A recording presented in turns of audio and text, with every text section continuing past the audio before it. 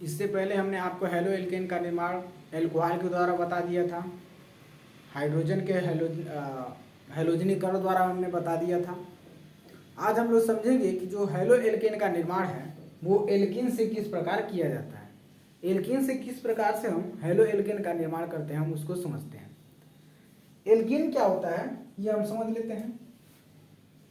हमारे पास जब single bond होता है तो उसको हम साधारणतः एल्केन कहते हैं। अगर किसी रिएक्टेंट में या हमारे पास जो भी सब्सटेंस है उसमें अगर सिंगल बॉन्ड होता है तो उसको हम एल्केन कहते हैं।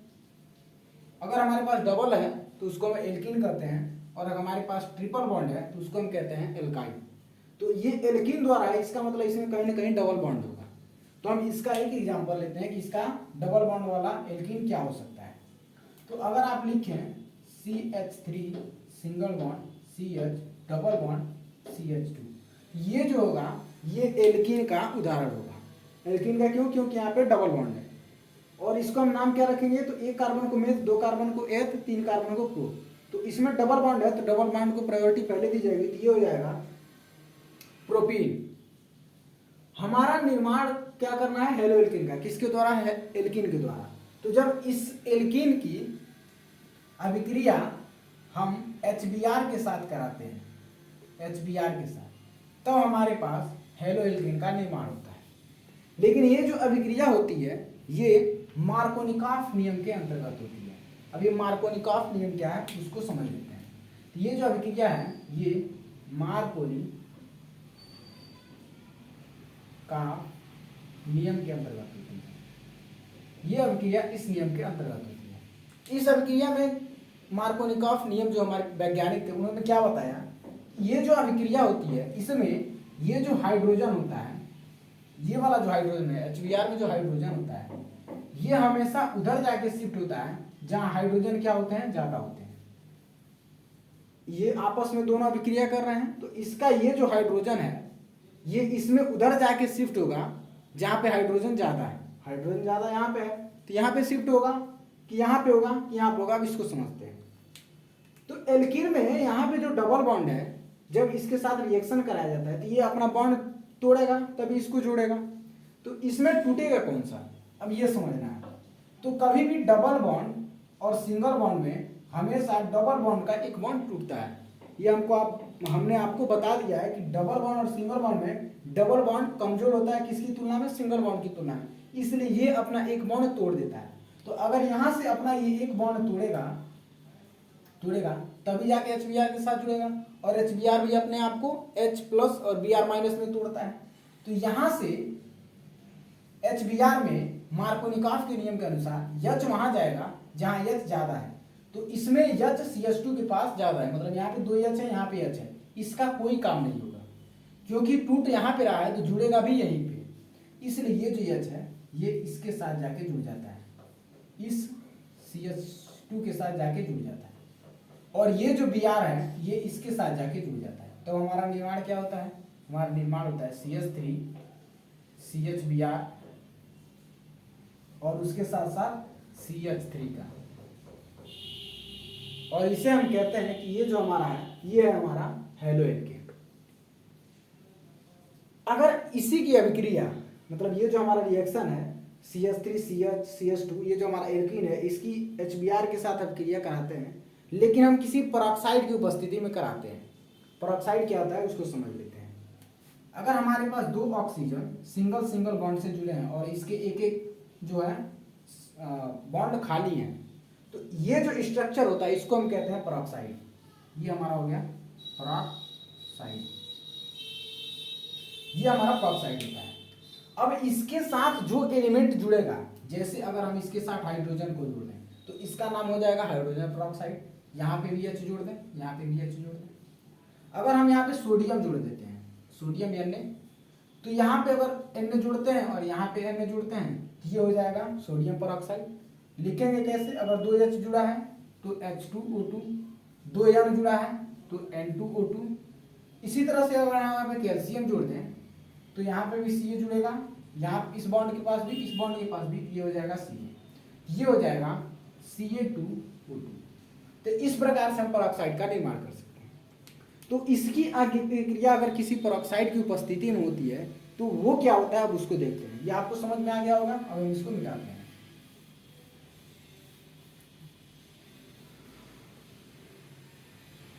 अगर इसी की अभिक्रिया, ये जो हमारा CH3 है, CH है, डबल बॉन्ड CH2 है, प्लस HBr है, अगर इसी की अभिक्रिया हम किसी पेरोक्साइड की उपस्थिति में कराते हैं तो यहाँ पे मार्कोनिकॉफ का नियम लागू नहीं होता है, यहाँ पे प्रति मार्कोनिकॉफ का नियम लागू होता है। अब ये प्रति मार्कोनिकॉफ नियम क्या है, अब उसको समझ लेते हैं। ये प्रति मार्कोनिकॉफ का नियम लागू होता है। मार्कोनिकॉफ नियम क्या कह रहा था, हाइड्रोजन वहां जाएगा जहां हाइड्रोजन ज्यादा है। प्रति मार्कोनिकॉफ इसके उल्टा कहता है, ये कहता है कि अब HBr में H मतलब हाइड्रोजन वहां जाएगा जहां हाइड्रोजन कम है, मतलब हाइड्रोजन यहाँ पे कम है। तब इसमें हाइड्रोजन कम है, इसमें हाइड्रोजन कम है, किसमें कम है, अब इसको देखते हैं। तो यहां से टूटेगा ये डबल बॉन्ड और यहाँ पे एक H है, यहाँ पे 2 H है, तो H यहाँ पे है और ये कहता क्या है, प्रति मार्कोनिकॉफ नियम, H वहां जाएगा जहां H कम है, तो H आके इसके साथ जुड़ेगा। इसका जो एक H है, ये हमारा जो HBr में H है, ये इसके साथ जुड़ेगा। यहाँ पे ये H इसके साथ जुड़ रहा था, यहाँ पे H इसके साथ जुड़ेगा और ये Br माइनस इसके साथ जाके जुड़ेगा। तो हमारे पास निर्माण क्या होगा, तो हमारे पास निर्माण होगा CH3 CH और एक H और जुड़ गया है, तो एक और एक 2 H और ये हो गया CH2Br। ये भी हमारा हेलो एल्केन है, ये भी हमारा हेलो एल्केन है। ये जो अभिक्रिया है ये प्रति मार्कोनिकॉफ नियम के अंतर्गत बिना पेरोक्साइड की हो रही है। ये जो अभिक्रिया है ये प्रति मार्कोनिकॉफ नियम के अंतर्गत, ये मार्कोनिकॉफ नियम के अंतर्गत था। ये हाइड्रोजन पेरोक्साइड में प्रति मार्कोनिकॉफ के नियम के अंतर्गत ये जो अभिक्रिया है ये CH3 CH2 CH2Br देता है और ये जो है CH3 CHBr CH3 देता है। अब इसका मैकेनिज्म क्या है, ये अभिक्रिया किस तरह से संपन्न होती है, अब हम इसको समझते हैं। तो हम इसी को पहले आगे लेके चलते हैं, उसके बाद हम इसको समझेंगे किस तरह से इसका निर्माण होता है। इसमें इसकी अभिक्रिया समझते हैं, इसकी क्रिया विधि समझते हैं कि किस तरह से प्रति मार्कोनिकॉफ का नियम काम करता है और किस तरह से ये अभिक्रिया संपन्न होती है। ठीक,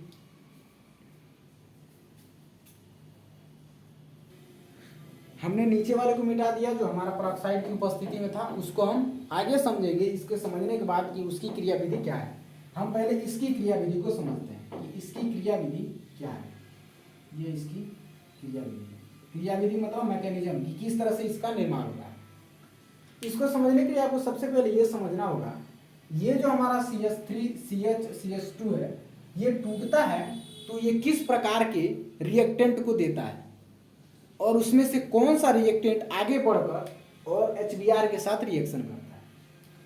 ये जो हमारा CH3 CH double bond CH2 है, इसमें से जब ये बॉन्ड टूटता है तो होता क्या है, इससे दो हमारे पास ये रिएक्टेंट कह लीजिए कि 2 रिएक्टेंट हमारा मतलब इस अभिक्रिया को आगे बढ़ाने के लिए 2 हमारे पास रिएक्टेंट मिल जाते हैं।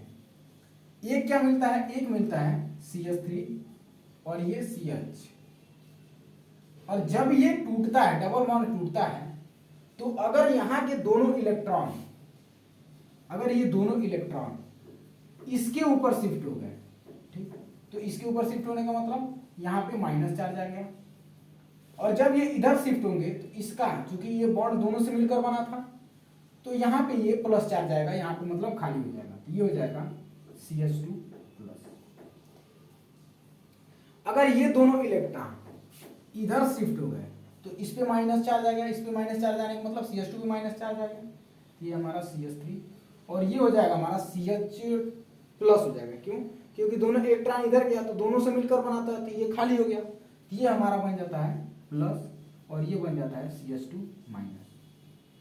अगर आपको ध्यान हो तो यहाँ पे कार्बन के ऊपर प्लस है, यहाँ पे कार्बन के ऊपर प्लस है, तो एक प्रकार के कार्ब धनायन का निर्माण कर रहा है।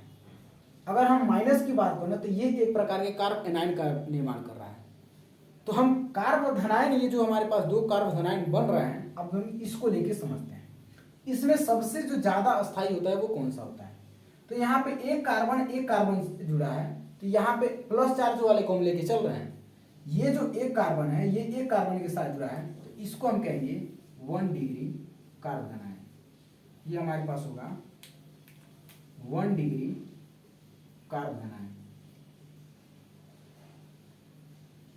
और ये जो हमारा जिसपे प्लस चार्ज है, यहाँ पे प्लस चार्ज था तो हमने इसको लिया था, यहाँ पे प्लस चार्ज है, तो ये अपने आसपास के 2 कार्बन से जुड़ा है, तो इसको हम कहेंगे 2 डिग्री कार्बोधनायन। ये हमारा है 2 डिग्री कार्बोधनायन। इन दोनों में सबसे ज्यादा जो अस्थायी होता है वो होता है 2 डिग्री कार्बोधनायन। ये ज्यादा अस्थायी है किसकी तुलना में? 1 डिग्री कार्बोधनायन की तुलना में। तो इस अभिक्रिया में ये रिएक्टेंट आगे भाग नहीं लेता है और यही रिएक्टेंट आगे भाग लेता है। ये आपको समझ में आ गया कि हमारे पास जो एल्कीन होता है ये आगे टूटता है, और टूटकर ये जो डबल बॉन्ड है इसके अगर दोनों इलेक्ट्रॉन एक तरफ इधर शिफ्ट होंगे तो ये वाला माइनस होगा, मतलब ये बनेगा। अगर ये दोनों इलेक्ट्रॉन टूटकर इधर शिफ्ट होंगे तो ये वाला माइनस होगा और ये बनेगा। इसमें एक 1 डिग्री कार्बोधनायन का निर्माण होता है, इसमें 2 डिग्री कार्बोधनायन का निर्माण होता है। अगर हमारे पास जो प्लस चार्ज है वो दूसरे वाले कार्बन पे है और वो अपने आसपास के 2 कार्बन से जुड़ा है तो 2 डिग्री कार्बोधनायन होगा। अगर ये प्लस चार्ज है, ये पहले वाले कार्बन पर जाके बनता है और उस एक कार्बन से जुड़ा है तो इसको 1 डिग्री कार्बोधनायन कहते हैं। तो ये जो हमारा रिएक्टेंट का निर्माण हो रहा है इसमें, इस अभिक्रिया में, ये इस अभिक्रिया में ज्यादा योगदान नहीं देता है और ये बहुत तेजी के साथ ये वाला रिएक्शन करता है। किसके साथ? HBr के साथ। अब ये जो HBr है ये इसके साथ रिएक्शन करता है, क्योंकि अब ये रिएक्शन करने के लिए टूट चुका है। तो ये हमारा हो गया CH3 CH plus CH2 minus ये प्लस प्लस ये HBr। ये कैसे आपस में रिएक्शन करता है उसको देखते हैं। तो HBr जब टूटता है तो ये H प्लस और Br माइनस हो जाता है। तो स्वाभाविक सी बात है H प्लस के पास तो जाएगा नहीं, H जाएगा माइनस के पास। मार्कोनिकॉफ के नियम के अनुसार H वहां जाएगा जहां H ज्यादा है, तो H इसमें ज्यादा यहाँ पे है, यहाँ पे 2 H है, यहाँ पे H है, एक H है। तो ये वाला जो प्लस है, ये वाला प्लस और ये वाला माइनस है, H प्लस जो है वो इसके पास जाता है और Br माइनस इसके पास जाता है। तो क्या निर्माण होता है उसको देखते हैं। तो ये हो गया हमारा CH3, ये CH प्लस के साथ क्या जुड़ा है? Br minus. ये हो गया CH Br, और CH2 के साथ क्या जुड़ा है? CH2 के साथ एक और H जुड़ा है, CH3 हो गया। तो हमने देखा कि किस तरह से इसकी मैकेनिज्म जो है वो यही है कि CH3 CHBr यहाँ से आप ये बॉन्ड हटा दीजिए और यहाँ पे है CH3। तो इसकी मैकेनिज्म ये थी। अब हम इसकी जो दूसरी मैकेनिज्म है, जो दूसरी तरीके से हम हेलो एल्केन का निर्माण कर रहे हैं, जिसमें हम हाइड्रोजन या किसी पेरोक्साइड को लेके कर रहे हैं, अब हम उसको समझते हैं। ठीक, तो ये आप समझ गए होंगे।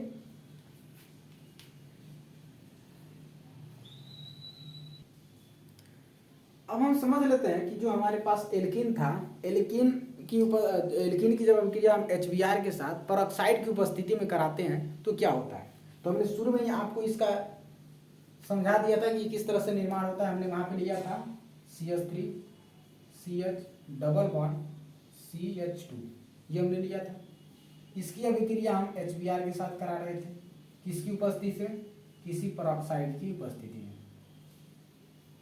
तो यहाँ पे कौन सा नियम लागू हो रहा था? यहाँ पे प्रति मार्कोनिकॉफ का नियम लागू हो रहा था। प्रति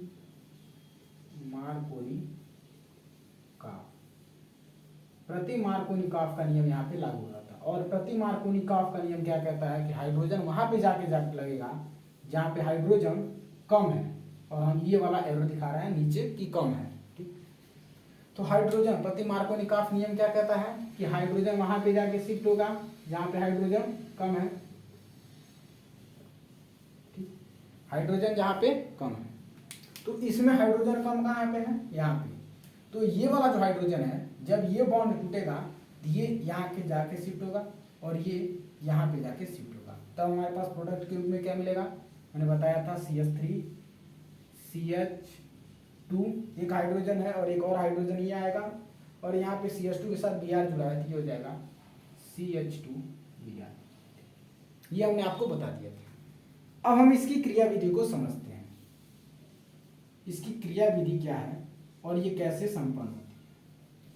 इसकी क्रिया विधि को समझाने के लिए अगर हम आपको ये बताएं, मार्कोनिकॉफ नियम तो आपको समझ में आ गया होगा। अगर हम एक ही कंटेनर में, ये कोई कंटेनर ले लें और इस कंटेनर के अंदर हम क्या करें कि ये भी डाल दें, एल्कीन भी डाल दें, ये HBr भी डाल दें और पेरोक्साइड भी डाल दें, ठीक, तो क्या होगा अब उसको देखते हैं। तो सबसे पहले हम समझ लेते हैं कि यहाँ पे पेरोक्साइड क्या करता है। यहाँ पे पेरोक्साइड के रूप में, इस अभिक्रिया में पेरोक्साइड के रूप में हम क्या लेते हैं, बेंजीनाइल पेरोक्साइड को। अब इस अभिक्रिया को आगे बढ़ाने के लिए ये जो हमने पेरोक्साइड लिया था, कोई भी पेरोक्साइड हम जो बोल रहे थे, इस अभिक्रिया में हम ले लेते हैं किसको, बेंजीनाइल पेरोक्साइड को। यहीं पे हम लिख दे रहे हैं बेंजीनॉइल पेरोक्साइड। अब बेंजीनॉइल पेरोक्साइड क्या होता है उसको समझ लेते हैं। ये जो हमारे पास 2 ऑक्सीजन है, ये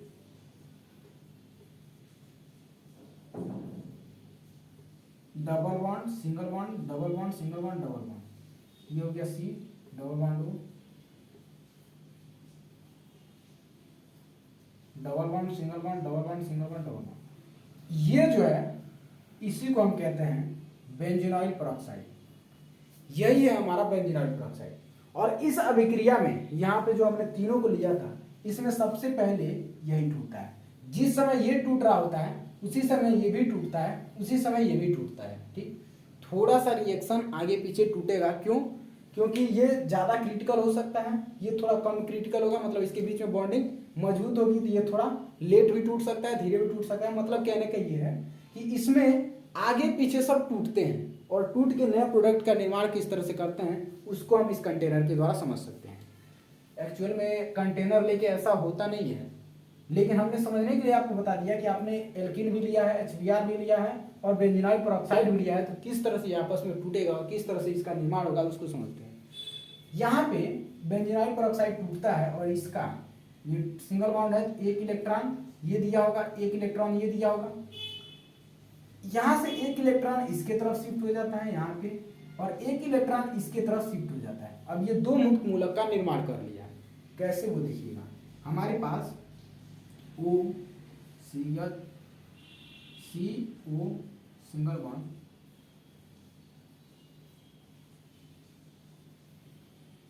सॉरी, ये हमारे पास 2 बन गए। यहां से तोड़ा तो एक इधर वाला पार्ट बन गया, एक इधर वाला पार्ट बन गया। और इसी समय इसमें क्या था, HBr था, तो HBr भी अपने आप को तोड़ा और HBr जो था, HBr इसमें इसके बीच में जो डबल बॉन्ड सिंगल बॉन्ड था ये भी अपने आप को तोड़ा। एक ये रेडिकल में बदल गया और एक Br रेडिकल में बदल गया। ये वाला जो है इसको कहते हैं ब्रोमीन मुक्त मूलक, ये है हमारा हाइड्रोजन मुक्त मूलक। फिर से ये वाला हमारे पास जो 2 मुक्त मूलक का निर्माण है, यहाँ पे क्या है, ऑक्सीजन के ऊपर मुक्त मूलक है। ये वाला जो हमारा मुक्त मूलक है ये आपस में यहाँ से टूट जाता है। ये वाला जो बॉन्ड है फिर से टूटता है, तो ये वाला बॉन्ड टूटेगा तो इसका एक इसके ऊपर जाएगा, इसका एक इसके ऊपर जाएगा, ठीक। तो यहाँ पे भी एक, यहाँ पे देख रहे हैं एक मुक्त मूलक कार्बन के ऊपर मिल गया, एक मुक्त मूलक ऑक्सीजन के ऊपर मिल गया। तो ये वाला एक मुक्त मूलक और ये वाला एक मुक्त मूलक भी आपस में जुड़ जाता है। जुड़ने के बाद डबल बॉन्ड ये भी हो गया, डबल बॉन्ड ये भी हो गया। कार्बन की संयोजकता 4 होती है, ऑक्सीजन की संयोजकता 2 होती है, तो 4 इसके थी तो 2 इससे जुड़ गया, 2 इससे जुड़ गया। तो यहाँ पे ये तो है CO2 का निर्माण हो गया, इसकी बात खत्म हो गई। अब बच गया क्या, ये हमारा बच गया कौन सा, ये बेंजीन का मुक्त मूलक बच गया। ये बेंजीन का जो मुक्त मूलक है, इसी समय हमने आपको बताया कि ये हाइड्रोजन के साथ जाके ये Br जाके, अभी Br हमारे पास मुक्त मूलक बचा है और ये जो हाइड्रोजन मुक्त मूलक है ये वाला इसके साथ जाके जुड़ जाता है। इसी की बात कर रहा हूं, इसमें ये सब क्रिया संपन्न हो रही है। ये हाइड्रोजन जो है, हाइड्रोजन का मुक्त मूलक जब इसके मुक्त मूलक के साथ जुड़ जाता है, ये तो हमारा खत्म हो गया क्योंकि CO2 बन गया, खत्म हो गया। बच गया ये वाला, इसमें ये जो हमारा हाइड्रोजन का मुक्त मूलक है ये इसके साथ जाके जुड़ जाता है। तो ये कैसे बनता है, ये हाइड्रोजन का मुक्त मूलक प्लस ये हमारे पास ये मुक्त मूलक था किसका, बेंजीन का। ये double bond single bond, double bond single bond, double bond, और ये एक हाइड्रोजन जाके इसके साथ जुड़ के बॉन्ड बना लेता है H, और ये यहाँ पे हम समझ ले रहे हैं ये रिएक्शन करके क्या दे दे रहा है हमको, ये रिएक्शन करके हमको दे दे रहा है H सिंगल बॉन्ड, ये प्रोडक्ट हमारा बन गया। तो यहाँ पे ये भी प्रोडक्ट बन गया, ये भी प्रोडक्ट बन गया। लेकिन यहाँ पे जो टूटा था वो Br रेडिकल, मतलब ब्रोमीन का मुक्त मूलक अभी भी हमारे पास इस कंटेनर में बचा हुआ है। CO2 बन गया, ये वाला हमारा खत्म हो गया, इससे इसका निर्माण हो गया, ये भी खत्म हो गया। लेकिन इसका एक H यहाँ पे यूज हो चुका है, लेकिन अभी भी हमारे पास ब्रोमीन का मुक्त मूलक बचा हुआ है। ये ब्रोमीन का मुक्त मूलक अब इसमें जो टूटा बॉन्ड है उसके साथ रिएक्शन करेगा, उसको देखिएगा कैसे। यहां पे ये जो हमारा CH3 है, ये CH है, डबल बॉन्ड CH2 है, इसमें ये वाला बॉन्ड टूटता है, इसका भी एक इधर जाता है इलेक्ट्रॉन और इसका एक इधर जाता है इलेक्ट्रॉन। चूंकि हमारे पास यहाँ पे HBr ज्यादा है, HBr की मात्रा हमने 3 मोल 4 मोल 5 मोल जो भी लिया था, इसलिए यहाँ पे और भी हमारे पास H प्लस और Br माइनस होंगे। अब Br रेडिकल होंगे, H प्लस नहीं, H का मुक्त मूलक और Br का मुक्त मूलक उपस्थित होगा। तो यहाँ से एक इलेक्ट्रॉन इसके ऊपर आया, एक इलेक्ट्रॉन इसके ऊपर आया, और यहाँ पे भी हमारे पास दो पॉसिबिलिटीज बन गई। क्या कि अगर मुक्त मूलक इसके ऊपर है, अगर ये वाला मुक्त मूलक इसके ऊपर है तब क्या होता है, अगर ये मुक्त मूलक इसके ऊपर है तब क्या होता है। यहाँ पे भी हमारी दो पॉसिबिलिटीज बन गई। अब हम उसको समझ लेते हैं, ठीक।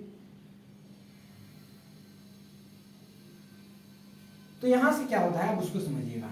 अगर हमारे पास CH3 एक मुक्त मूलक इसके ऊपर है तो ये हो गया हमारा CH का मुक्त मूलक सिंगल बॉन्ड CH2, ठीक। अगर एक दोनों मुक्त मूलक है लेकिन प्रभावी कौन होगा हम उसकी बात कर रहे हैं। अगर ये जो मुक्त मूलक है इसके ऊपर प्रभावी है तो यहाँ पे ये हो गया CH3 CH single bond CH2। इसमें यहाँ पे जो मुक्त मूलक है इसको कहेंगे 2 डिग्री मुक्त मूलक। क्यों? क्योंकि अपने आसपास के 2 कार्बन से जुड़ा है। ये हो गया 2 डिग्री मुक्त मूलक। और ये हमारा है, इसको हम कहेंगे 1 डिग्री मुक्त मूलक।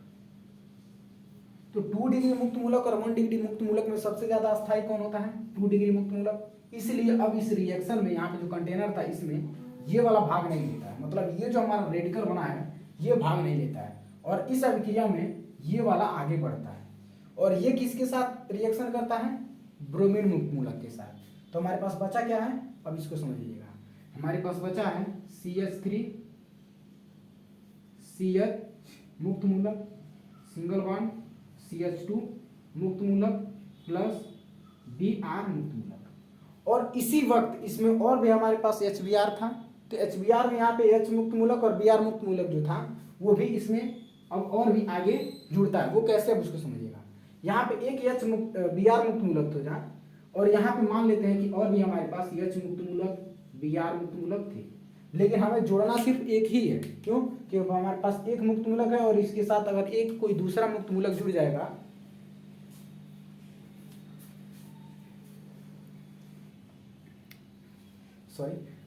तो यहाँ पे हमने बताया आपको कि इस समय और भी हमारे पास H मुक्त मूलक Br मुक्त मूलक थे। तो प्रति मार्कोनिकॉफ नियम क्या कहता है कि H वहां जाएगा जहां H कम होगा, तो इसमें ये वाला H वहां जाएगा जहां H कम होगा। तो H कम कहाँ है? यहाँ पे। और ये वाला Br यहाँ पे जाके जुड़ जाता है, क्योंकि H के साथ यहाँ पे H रेडिकल के साथ H रेडिकल जुड़ गया, मतलब हाइड्रोजन मुक्त मूलक के साथ जुड़ गया प्रति मार्कोनिकॉफ के नियम के अनुसार। तो हमारे पास बनेगा क्या? हमारे पास यहाँ पे जो प्रोडक्ट बनेगा ये बनेगा CH3 और यहाँ पे एक CH2, क्योंकि इसका एक बॉन्ड खाली था, इसका एक बॉन्ड खाली था, सॉरी ये CH होगा और हाँ CH2, और ये हमारा हो जाएगा CH2 Br, और इसी का हमें निर्माण करना था पेरोक्साइड की उपस्थिति में। तो आप ये समझ गए होंगे कि किस तरह से हमारे पास पेरोक्साइड की उपस्थिति में अभिक्रिया होती है। ये आपको समझ में आ गया होगा। अब हम इसके आगे जो भी इसका निर्माण होगा हेलो एल्केन का उसको समझेंगे, तब तक आप इसको समझिए।